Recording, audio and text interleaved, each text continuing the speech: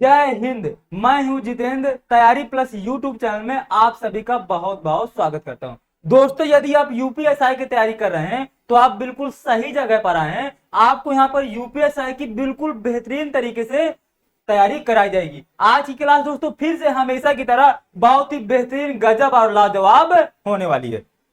दोस्तों, ये जो आपकी यूथ कंपटीशन टाइम्स की बुक है यूपीएसआई की मैथ की, इसका दोस्तों हम लोग कंप्लीट सिलेबस पढ़ रहे हैं, मतलब संपूर्ण हल। इसके जितने चैप्टर दिए गए हैं आपको एग्जाम से पहले सारे चैप्टर का हल करा दिया जाएगा। दोस्तों, अभी हम लोग पढ़ रहे हैं प्रतिशत, और दोस्तों प्रतिशत के बाद अगला चैप्टर आपको बताना है कि आपको कौन सा चैप्टर पढ़ना है। दोस्तों, इस बुक में आपको जो सबसे कठिन चैप्टर लगता हो ना, उस चैप्टर को आप बताइए। इसके बाद में वही वाला चैप्टर स्टार्ट करूंगा और उस चैप्टर को आपको इतने आसान तरीके से समझा दूंगा कि पूरे यूट्यूब में यदि आपको ऐसा मिल जाए तो फिर बताइएगा मुझे।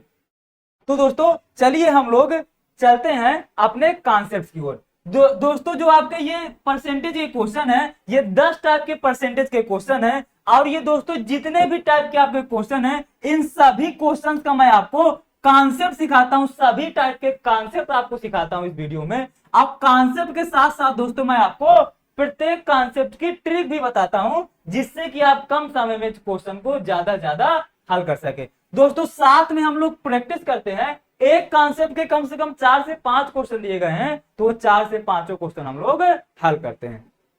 अब दोस्तों, साथ में आपको कॉन्सेप्ट के साथ साथ आपके जो ये प्रीवियस ईयर के क्वेश्चन हैं, ये भी आपके साथ में कंप्लीट हो रहे हैं। तो दोस्तों, एक वीडियो में आपको बहुत कुछ मिल रहा है। आपको कॉन्सेप्ट भी सीखने को मिल रहा है, ट्रिक्स भी सीखने को मिल रही है, आपकी प्रैक्टिस भी हो रही है, और आपके प्रीवियस ईयर के क्वेश्चन भी हल हो जा रहे हैं। तो एक ही वीडियो में दोस्तों आपको सब कुछ मिल रहा है। तो इसलिए यूपीएसआई की मैथ से रिलेटेड आपको किसी प्रकार की कोई समस्या हो तो आपको कहीं जाने की जरूरत नहीं है। सब कुछ आपको इसी चैनल पर और इसी सीरीज में मिलेगा।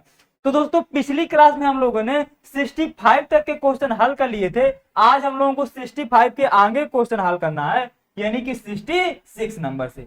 तो ये दोस्तों रहा आपका पहला क्वेश्चन आज का, और इस क्वेश्चन को पढ़िए। और दोस्तों, इतना आसान क्वेश्चन है ना, ये आपको ये क्वेश्चन जैसा भी लग रहा हो, लेकिन ये क्वेश्चन है बहुत आसान। अब देखिए दोस्तों, मैं यहां पर लिख रहा हूं ए, लंबाई को मैं एल मान रहा हूं, और जो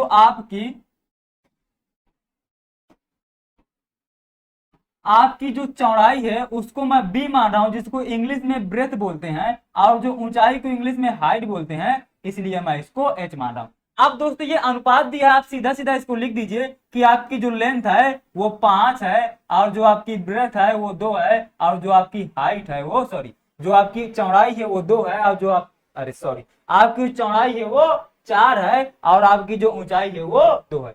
तो अब दोस्तों आपको क्या बताना है, क्षेत्रफल में क्या परिवर्तन होगा। फिर से आपको क्षेत्रफल में परिवर्तन बताना है। तो मैंने आपको बता रखा है, जब भी परिवर्तन पूछे तो आपको रियल वैल्यू मानने की आवश्यकता नहीं होती। जैसे हमने यहाँ पर अनुपात हटाया, तो जैसे हम लोग अनुपात हटाते तो जनरली उसमें एक्स आता है, लेकिन आपको यहाँ पर एक्स लगाने की आवश्यकता नहीं है। ये जो अनुपात दिया होता है, इसी को आपको लंबाई, चौड़ाई और ऊंचाई मान लेना होता है। ठीक दोस्तों, अब जो आपका घनाभ का क्षेत्रफल होता है,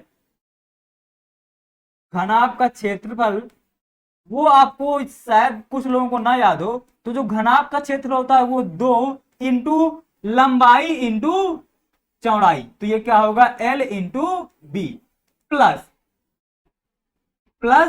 चौड़ाई इंटू ऊंचाई, यानी कि B इंटू एच, और दोस्तों फिर प्लस ऊंचाई इंटू लंबाई, यानी कि H इंटू L। दोस्तों, इसको याद करने का बस यही तरीका है कि पहले आप इन दोनों का मल्टीप्लाई कराते हैं, इसके बाद फिर आगे बढ़िए तो आपको इन दोनों का मल्टीप्लाई कराना होता है, और फिर आपका लास्ट वाले से पहले वाले के साथ मल्टीप्लाई। तो ये आपका घनाभ के क्षेत्रफल का फार्मूला होता है। अब दोस्तों, तो यहां से आप घनाभ का क्षेत्रफल निकाल लीजिए, तो ये 2 आएगा। अब आप यहां पर सीधा सीधा गुणा करा के लिख दीजिए, तो ये 5 को क्या होगा, 20। अब मैं दोस्तों यहां पर आपको देखिए, यदि आप इसको ऐसे वैल्यू लिखेंगे तो उसका कोई मतलब नहीं है। मैं आपको समझाने के लिए भले ही लिख दूं 4 इंटू 2, लेकिन ये लाइन आपको लिखना नहीं होता 2 इंटू 5। ये जो मैंने दोनों लाइन लिखी, इन दोनों लाइन को आपको लिखना बिल्कुल नहीं है। बस आपको क्या करना है, आप इन दोनों का मल्टीप्लाई कराइए, तो 5 को 20 आएगा, आप इन दोनों का मल्टीप्लाई कराइए तो 8 आएगा, और आप पहले और आखिरी वाले का मल्टीप्लाई कराइए तो 10 आएगा। अब ये 20 8 28 10 38, 38 दुना कितना हो जाएगा 76। तो ये आपका आ गया घनाभ का क्षेत्रफल। अब दोस्तों इसके बाद ये लंबाई चौड़ाई ऊंचाई में कुछ परिवर्तन हो रहे हैं, लंबाई चौड़ाई और ऊंचाई में कुछ परिवर्तन हो रहा है। यदि चौड़ाई और ऊंचाई को क्या कर दिया जा रहा है, आधा कर दिया जा रहा है। क्या कर दिया जा रहा है मेरे दोस्तों, आधा कर दिया जा रहा है। यानी कि आपकी ऊंचाई थी 2, तो 2 का आधा कितना होगा 1। आपकी चौड़ाई थी 4, तो 4 का आधा कितना होगा 2। और जो दोस्तों लंबाई है वो 3 गुनी कर दी गई। 3 गुनी का मतलब हुआ कि 3 से गुणा करा दिया। तो पहले 5 थी, तो अब आपकी कितनी हो गई 15। यहां तक कोई समस्या नहीं आनी चाहिए। तो अब दोस्तों नया जो घनाभ का क्षेत्रफल होगा, जो नया घनाभ का क्षेत्रफल होगा, वो दोस्तों अब आप इसको डायरेक्टली आपको यहां से स्टार्ट करना है। क्या करना है आपको, ये दोनों लाइन नहीं लिखना। तो अब क्या कराइए, आप इन दोनों का मल्टीप्लाई कराइए तो ये कितना आएगा 30। आप इन दोनों का मल्टीप्लाई कराइए तो ये कितना आएगा 2। आप अब पहले वाले से आखिरी वाले का मल्टीप्लाई कराइए तो कितना आएगा 15। ठीक दोस्तों, अदरवाइज आप इसको यदि ऐसे लिख के करेंगे तो फिर दोस्तों बहुत गड़बड़ चल रहा है। अब दोस्तों 30 में 2 32, अब 32 से 15 जोड़िए 47, और 47 दुनाई 94। यानी कि आपका जो नया क्षेत्रफल आया वो 94 आया। पुराना कितना था 76, और नया 94 आया। तो दोस्तों कितने का चेंज आया यहां से यहां तक में, तो आप 76 में 94 घटाइए तो ये 4, यानी कि आपका क्षेत्रफल कितना बढ़ गया, आपका क्षेत्रफल 18 बढ़ गया। दोस्तों कितने में 18 बढ़ा, तो 76 में 18 बढ़ा। प्रतिशत बताना है तो इंटू में 100 करेंगे। अब दोस्तों ये आपका 18 क्षेत्रफल बढ़ा है, तो आपके ये दोनों आंसर तो किसी भी हालात में नहीं हो सकते। क्यों नहीं हो सकते, क्योंकि यहां पर आपका क्षेत्रफल बढ़ रहा है, कम नहीं हो रहा। तो ये कम वाले तो आपके आंसर नहीं हो सकते। यानी कि आपका आंसर या तो ए पार्ट होगा या तो बी पार्ट होगा। अब देखिए दोस्तों इसमें आपको कोई भी कैलकुलेशन करने की जरूरत नहीं थी। ये इसको पहले मैं काट देता हूं, तो ये 19 चौको 76, और ये 25 चौको 100। अब दोस्तों आप इसको बिना 18 में 25 का मल्टीप्लाई कराए और 19 का भाग दिए भी आप इसका आंसर बता सकते हैं, यदि आपको कुछ बेसिक चीजें पता हो। वो बेसिक चीज क्या है उसको मैं आपको थोड़ा सा यहाँ पर अलग से समझाता हूं। दोस्तों यदि मैं यहाँ पर लिखूं 5/5, तो यदि 5 में 5 का भाग देंगे तो कितना आएगा 1 आएगा।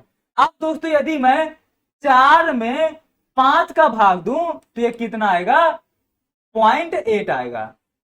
और दोस्तों यदि मैं 6 में 5 का भाग दूं तो ये कितना आएगा, ये 1.2 आएगा।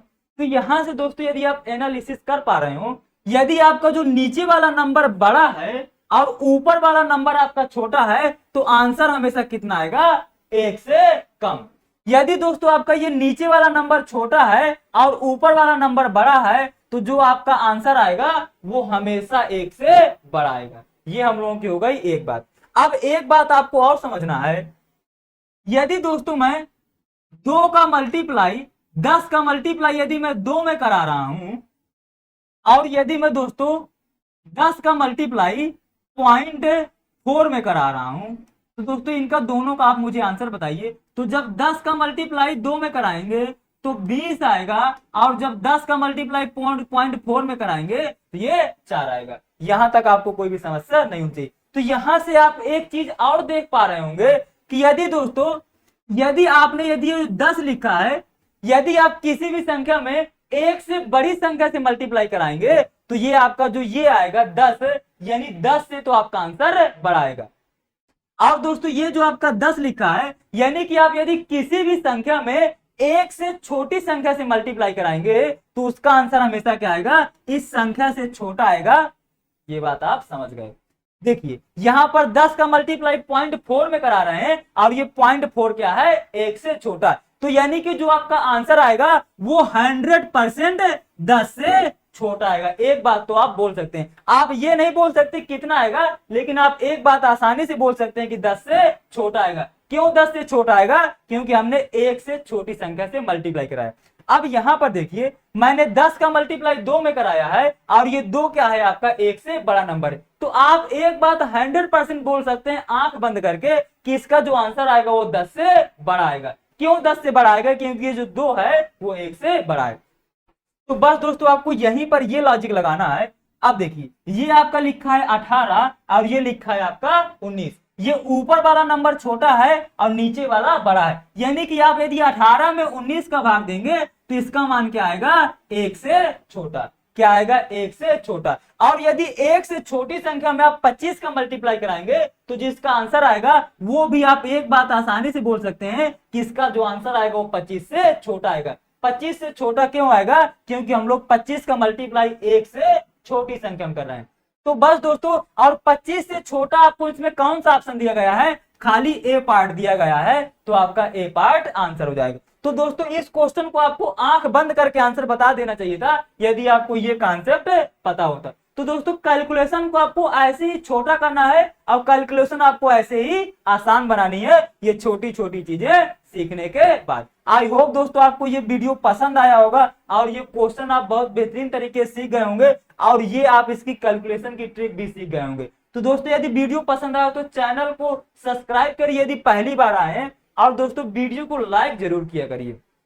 दोस्तों लाइक करके आप मेरा थोड़ा सा उत्साह बढ़ाया करिए और आप हो सके तो कमेंट भी किया करिए, जो भी आपको समझता है वो कमेंट में लिखिए। आपको यदि मैथ पढ़ने में दिक्कत हो रही है उसकी समझ, जो भी आपको समझता है सब कुछ आप कमेंट बॉक्स में बताया करिए। मैं आपके सभी के एक तो रिप्लाई देता हूं और आपकी समस्या का समाधान निकालने की मैं कोशिश भी करता हूं। दोस्तों मैं आपके लिए बहुत ज्यादा मेहनत करना चाहता हूं, बस आप मुझे थोड़ा सा साथ दीजिए। तो चलिए दोस्तों अपना अगला क्वेश्चन पढ़िए। और दोस्तों ये आपका अगला क्वेश्चन कह रहा है, एक किसान है। और दोस्तों मैंने आपको पिछले वीडियो में बताया था कि कोई भी चीज आपको, ये देखिए यहाँ पर 60% है, ये 80% है, ये 20% है, यानी कि यहाँ पर सब कुछ प्रतिशत में दे रखा है। और मैंने आपको बता रखा है भैया जब भी सब कुछ प्रतिशत में दे देना तो आपको जो वैल्यू माननी होती है वो हमेशा और हमेशा 100 माननी होती है। इसमें आपको कोई भी दिक्कत नहीं होनी चाहिए, ये चीज मैं बहुत बार बता चुका हूं। अब दोस्तों हम लोग आगे बढ़ते हैं। 100 हम लोग इसलिए मानते हैं क्योंकि 100 का परसेंटेज निकालना बिल्कुल आसान होता है। यानी मैं आपसे कहूं कि 100 का 20% तो सीधा बता देंगे 20%। यदि मैं 100 का बोलूं 30% तो 30%। मैं 100 का पूछूं 15% तो 15। 100 का 18% तो 18। पर कल परसेंटेज निकालने की कोई जरूरत ही नहीं है, जितना परसेंट बोलेगा वही आपकी वैल्यू हो जाएगी। इसलिए लोग हमेशा हम लोग 100 मान लेते हैं, बस इसका इतना सा रीजन है। अब दोस्तों क्वेश्चन पे चलते हैं। अब दोस्तों ये जो किसान था ना आपका, ये थोड़ा सा क्या कर रहा है, 60% चावल बेच लेता है। यानी कि 60% का मतलब क्या हुआ कि 100 किलो उसके पास चावल थे तो उसने 60 किलो चावल बेच लिए। 60 किलो बेच लिए, 100 किलो उसके पास थे तो उसके पास बचे कितने? 40 किलो बचे। ये आप इसमें कोई आपको दिक्कत नहीं होनी चाहिए। अब दोस्तों आगे बोल रहा है जो बाकी बचे हुए का 20% वो स्वयं के लिए उपयोग करता है। तो बाकी उसके पास बचे कितने? 40। इस 40 का वो 20% स्वयं के लिए उपयोग करता है। 20% किसके लिए यूज करता है? स्वयं के लिए। तो दोस्तों ये जो स्वयं 40 का 20% निकालेंगे तो एक अंक बाद दशमलव लगा देंगे तो 4 बन जाएगा और यही आपकी 10% की वैल्यू हो जाएगी। 20% निकालना है तो 4 में 2 का मल्टीप्लाई करा देंगे तो 8 आ जाएगा। ये बहुत बार दोस्तों एक्सप्लेन कर चुका हूं। तो 40 का 20% आपका 8 आ जाएगा। यानी कि इसने 8 चावल स्वयं के लिए रख लिए, उसके पास थे चावल 32 तो अब उसके पास 40 थे तो बचे कितने होंगे? 32। अब फिर आगे पढ़िए। अगले दिन वह शेष के 80% को बेच देता है। अब दोस्तों जो अगले दिन क्या करता है, जो उसका बचा 32 इसका 80% वो बेच देता है। कितना दोस्तों बेच देता है? इसका 80% बेच देता है और स्वयं के उपयोग के लिए बाकी का बचा हुआ रख लेता है। और जो 80% के बाद बच जाता है वो स्वयं के लिए रख लेता है। बस दोस्तों ये क्वेश्चन में इतना सा बोल रहा है। अब आप इस क्वेश्चन को पढ़ लीजिए एक बार दोस्तों और इस क्वेश्चन को पढ़िए यदि आपको कोई कंफ्यूजन न रह जाए। एक किसान के पास चावल थे, मैंने 100 मान लिया, 40% उसने 60% उसने बेच दिया तो बचा उसके पास कितना? 40। तो कह रहा है जो बाकी बचे में से 20% वो स्वयं के लिए रख लेता है, यानी कि 8 उसने स्वयं के लिए रख लिया। अगले दिन वह शेष का 80% बेच देता है। तो अब दोस्तों शेष उसके पास कितना बचा? 32 बचा, क्योंकि 40 था, 8 उसने स्वयं के लिए रख लिया तो बचा उसके पास कितना 32। अब दोस्तों ये जो 80 32 बचा इसका 80% वो बेच देता है, यानी कि 32 का 80% बेच देता है और बाकी जो बच जाएगा वो स्वयं के लिए रख लेता है। तो आप 32 का 80% निकाल लीजिए, 32 का 80%, और 80% का मतलब होता है दोस्तों 80% बटे में 100 करिए, 20 से काटिए तो 20 चौको 80 और 20 पंचे 100। वैसे भी 80% का मान आपको सीधा सीधा याद होना चाहिए 4/5। काट दीजिए तो ये आएगा 6 चौको 24, यानी 6.4, और 6.4 में 4 का मल्टीप्लाई कराइए तो ये 4 चौको 16 और 6 चौको 24 एक 25, यानी कि 25.6 उसने चावल बेच दिया। 25.6 उसने चावल बेच दिया। टोटल था 32, तो 32 में 25.6 घटाइए तो ये कितना आएगा 6.4, यानी कि 6.4 वो स्वयं के यूज के लिए रख लेता है और 8 यहां पर स्वयं के यूज के लिए रख लेता है। तो कुल स्वयं के यूज के लिए चावल कितना रख लेता है, तो 8 प्लस 6.4, यानी कि वो 14.4 चावल अपने स्वयं के लिए रख लेता है। तो आपसे यही पूछा गया है कुल चावल का कितना प्रतिशत अपने उपयोग के लिए रखता है, तो 14.4 पर 14.4 रखता है स्वयं के यूज के लिए, और 100 में परसेंट है तो यानी कि आपका सीधा सीधा डी पार्ट 14.4% वो स्वयं के यूज के लिए चावल रख लेता है। तो आई होप दोस्तों आप इस क्वेश्चन को बिल्कुल आसानी से समझ गए होंगे। अब देखिए 14.4 वो स्वयं के लिए रख रहा है कितने में 100 में। अब मैंने बताया जब भी 100 वाली होती है तो उसमें परसेंटेज निकालने की कोई आवश्यकता नहीं होती।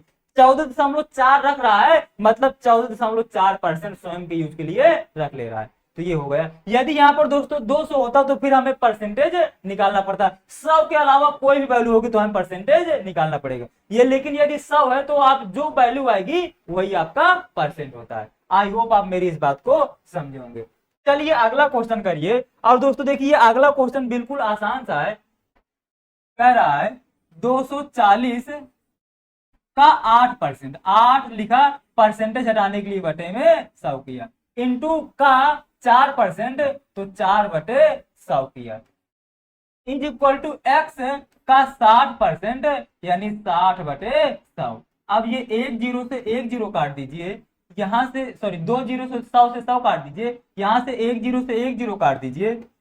अब ये यहां पर और कुछ कट रहा है उसको काटिए, इसको देखिए 4 से काटिए तो 4 एकम 4 और ये 15 चौको 60। अब दोस्तों इसको और काटिए 2 से तो ये आपका आएगा 5 आएगा और ये आपका 4 आएगा। अब ये दोस्तों आपका कितना हो गया 24 चौको 96। कितना हो गया दोस्तों 24 चौको 96। तो ये आपका हो गया 96/5 और ये दोस्तों 15 इधर आ जाएगा तो ये 15 इधर आ जाएगा तो ये आपका x का मान इतना हो गया। अब दोस्तों आप 96 में 75 का भाग दे दीजिए, बस यही आपका आंसर आ जाएगा। तो आप देखिए 75 लिखा और 96 में आपको भाग देना है तो ये एक बार जाएगा तो ये 75 एकम 75 तो ये 1 आया और ये 2 आया। दोस्तों भाग नहीं जाएगा, 0 लगाएंगे, यहाँ पर दशमलव लगा देंगे तो 75 दुनाई कितना होता है, 75 दुनाई आपका ये होता है 150। तो ये आपका आ जाएगा 75 दुनाई 150, यानी कि 1.2 किसमें दिया गया सी पार्ट में। तो बस यही आपका सी पार्ट आंसर हो जाएगा, आपको पूरा कैलकुलेशन करने की आवश्यकता नहीं थी। तो आई होप ये बिल्कुल आसान सा क्वेश्चन था तो इसको आप बिल्कुल। चलिए दोस्तों आप इस क्वेश्चन को पढ़िए, देखिए इस क्वेश्चन की लैंग्वेज बहुत बड़ी लिखी है, बिल्कुल ये आसान सा क्वेश्चन है, आपको लैंग्वेज पे नहीं जाना, आप बिल्कुल चीजों को जैसा बोल रहा है आप वैसे करते जाएंगे तो बिल्कुल आसानी से आपका इसका आंसर आ जाएगा। अब दोस्तों क्वेश्चन पढ़ते हैं हम लोग। एक छात्र ने एक परीक्षा में भाग लिया जिसमें 5 परीक्षण थे। 5 परीक्षण का मतलब कि वो 5 सब्जेक्ट की परीक्षा थी। तो यहां पर हम लोग बिल्कुल आसानी से बना ले रहे हैं, 5 सब्जेक्ट हैं तो यहां पर हमने आसानी से उनको डिवाइड किया। ये आपका पहला सब्जेक्ट हो गया, ये आपका दूसरा सब्जेक्ट हो गया, और ये आपका तीसरा सब्जेक्ट हो गया, और ये आपका चौथा सब्जेक्ट हो गया, और ये आपका 5वां सब्जेक्ट हो गया। तो ये दोस्तों 5 सब्जेक्ट है। अब दोस्तों क्वेश्चन को बिल्कुल आराम से प्यार से पढ़िएगा। आखिरी में से प्रत्येक के लिए आवंटित अधिकतम अंक पहले 3 परीक्षण के लिए आवंटित अधिकतम अंक के 2 गुने थे।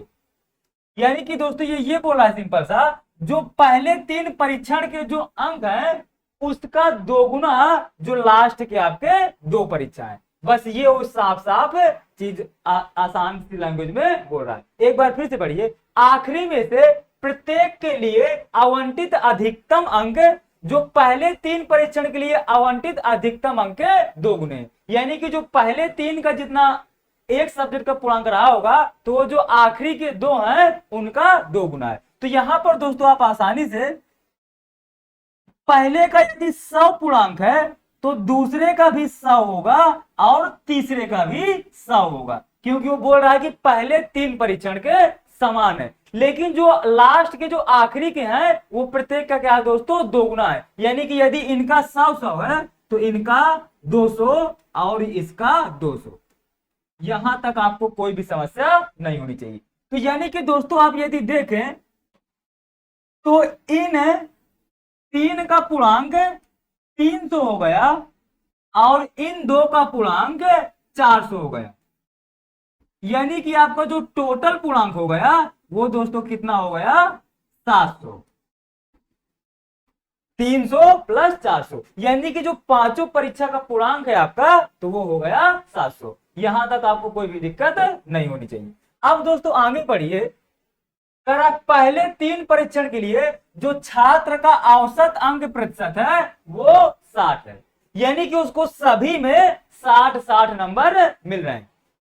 यानी कि आप दोस्तों 300 का आप 60% निकाल लीजिए तो सीधा सीधा कितना आ जाएगा 180। यहां पर देखिए इनका पूर्णांक तो 100 है और वो 60% बोल रहा है औसत, यानी कि प्रत्येक में उसके 60-60 नंबर आए हुए हैं। अब वैसे भी दोस्तों यदि आप 300 का 60% निकालेंगे तब भी आपका 180 ही आएगा। यानी कि उसको पहले 3 परीक्षण में 180 अंक मिल रहे हैं। यहां तक आपको कोई भी दिक्कत नहीं होना चाहिए। और दोस्तों जो चौथे परीक्षण में छात्र को 75% अंक मिले और चौथे का दोस्तों पूर्णांक कितने का है 200 का, 200 में उसको 75% मिले तो आप 200 का 75% निकालिए। तो दोस्तों इसमें एक अंक बाद दशमलव लगाएंगे 200 में तो 10% का मान आपका 20 बन जाएगा। तो आपको 75 का चाहिए तो पहले आप 70% का निकाल लीजिए।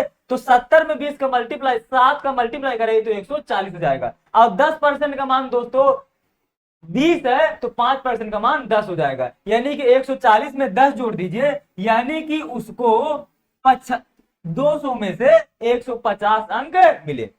यहां तक आपको कोई भी दिक्कत नहीं होनी चाहिए। अब दोस्तों आप लास्ट में और पढ़िए।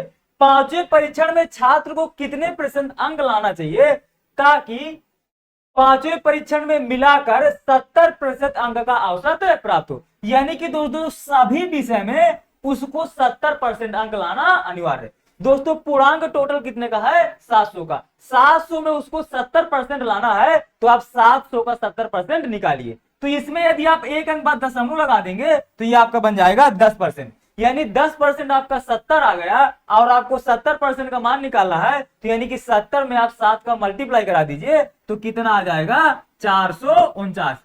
यानी कि उसको इन 5 सब्जेक्ट में 449 नंबर लाना चाहिए। लेकिन इन 4 सब्जेक्ट में वो कितने नंबर ला चुका है 180 इन 3 में लाया है और 150 इसमें लाया है। यानी कि दोनों में वो 330 अंक ला चुका है।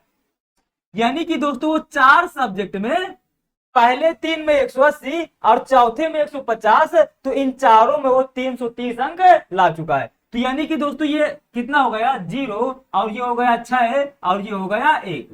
यानी कि दोस्तों अभी भी उसके 160 अंक कम पड़ रहे हैं। तो दोस्तों ये जो 160 अंक कम पड़ रहे हैं ये कहां से आएंगे तो ये जो 5वां सब्जेक्ट है आपके वहां से आएंगे। यानी कि आपको 160 अंक लाना है। अब पूर्णांक कितने का है 200, यानी कि 200 में आपको 160 अंक लाना है प्रतिशत में बताना है तो बटे इंटू में 100 कर देंगे, 2 जीरो से 2 जीरो काट दीजिए तो ये 8 दूना 16, यानी कि यही 80% आपका आंसर आ जाएगा। यानी कि 5वें सब्जेक्ट में आपको 80% अंक लाना पड़ेगा। तो आई होप आप इस क्वेश्चन को बिल्कुल बेहतरीन तरीके से समझ गए होंगे। दोस्तों क्वेश्चन में था कुछ नहीं, बस लैंग्वेज थी और आपको जैसा बोल रहा था वैसे आपको करते हुए चले जाना है।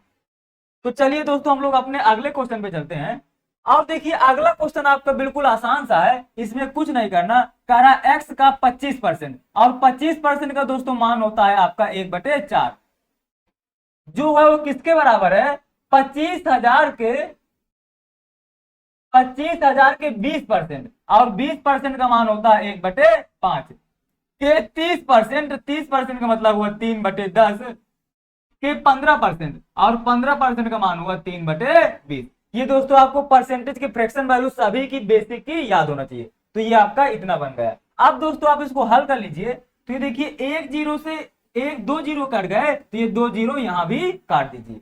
अब दोस्तों यहां पर ये कितना बचा, इसको आप 2 से काट दीजिए और ये इसको 2 से काट दीजिए तो यहाँ पर 2 आ जाएगा। इसको 5 से काट दीजिए तो ये दोस्तों कितना आ जाएगा?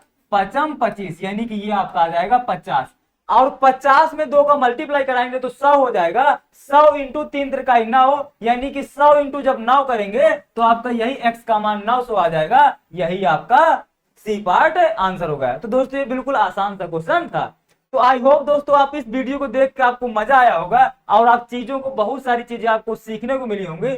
तो दोस्तों यदि वीडियो आपको पसंद आया हो तो वीडियो को लाइक करिए और यदि चैनल पर पहली बार आए तो चैनल को सब्सक्राइब करिए और दोस्तों इस वीडियो को ज्यादा से ज्यादा दोस्तों के साथ शेयर करिए ताकि मैं आपके लिए इतनी मेहनत कर रहा हूं तो आप मेरे लिए भी कुछ करिए। आप बस वीडियो को आपको शेयर करना है, बाकी सारी चीजें मेरी हैं। बाकी मैं आपको आपके लिए हर एक चीज करने के लिए रेडी हूं। आपको जो भी समस्या है सब कुछ आप कमेंट बॉक्स में लिखिए, आपकी हर एक समस्या का समाधान निकाला जाएगा। तो दोस्तों बस आज के लिए इतना ही, मिलते हैं अपने अगले वीडियो पर, तब तक के लिए जय हिंद।